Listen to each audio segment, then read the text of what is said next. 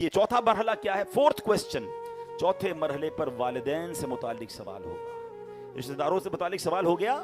اب فرمایا اگر بندے نے نیک والدین کے ساتھ اچھا سلوک کیا ہوگا تو پل صراط پار ہو جائے گا، اور اگر والدین ناراض ہوئے تو پل صراط پر مارا جائے گا۔ اے میرے پیارے اسلامی بھائی، حدیث پاک میں ہے 3 شخص جنت میں نہیں جائیں گے: ماں باپ کا نافرمان، دیوس یعنی گھر والوں پر غیرت نہ کھانے والا، اور نمبر 3 مردوں کی وضع بنانے والی عورت۔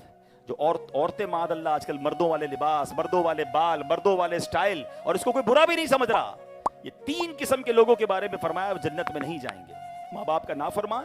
دیوس کون ہوتا ہے؟ گھر والے بے حیائی کر رہے ہیں، بے پردگی ہو رہی ہے، کوئی ٹینشن ہی نہیں ہے مرد کو، بلکہ مرد خود لے کے گھوم رہا ہے۔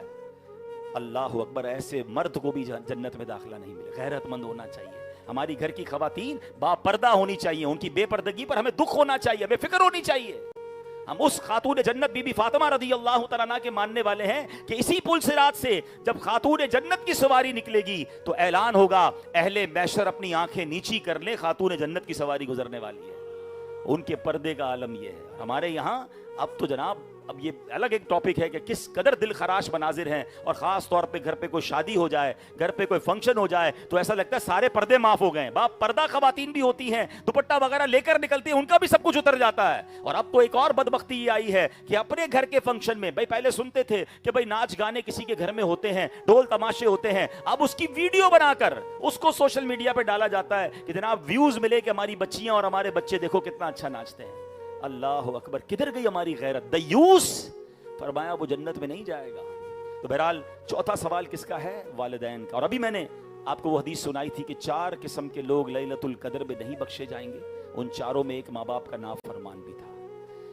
یہ اتنا بڑا گناہ ہے میرے بھائیوں، یہ اتنا بڑا گناہ ہے۔ آپ دیکھیں ہر برکت والی رات جب سارے بخشے جاتے ہیں، ماں باپ کے نافرمان کو فرمایا نہیں بخشا جائے گا۔ خدا کی قسم بہت خوش نصیب ہیں آپ۔ You are so lucky if you have your parents with you in this blessed night۔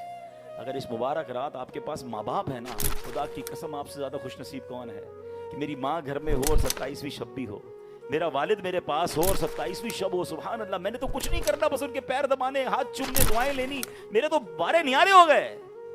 پوچھو ان سے جن کے ماں باپ چلے گئے ہیں، کتنا یاد آتے ہیں ان مبارک راتوں میں۔ اب ان سے باتیں کرنی ہوتی ہے تو قبرستان جانا پڑتا ہے۔